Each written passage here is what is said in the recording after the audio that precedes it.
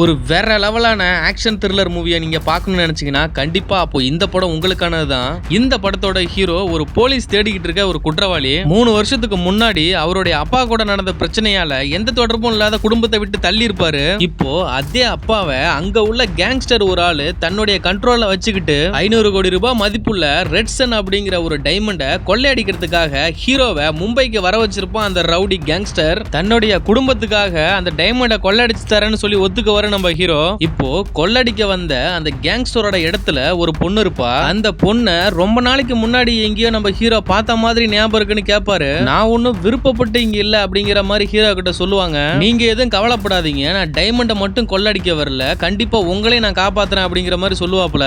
தென் அதுக்கப்புறம் மியூசியத்துல உள்ள அந்த டைமண்டை பயங்கரமான ஒரு பிளான் போட்டு கொள்ளடிக்கிறதுக்கு முயற்சி பண்ணுவாங்க. பட் ஆனா அந்த பிளான் ஃபெயிலியர் ஆயிடும். அதுக்கப்புறம் அந்த டைமண்டுக்கு சொந்தக்கார ஆளு இங்க இருந்து அந்த டைமண்டுக்கு சேஃப் இல்ல அப்படின்னு தன்னுடைய சொந்த நாட்டுக்கு கொண்டு போறதுக்கு ஃபிளைட்ல கொண்டு போவாங்க.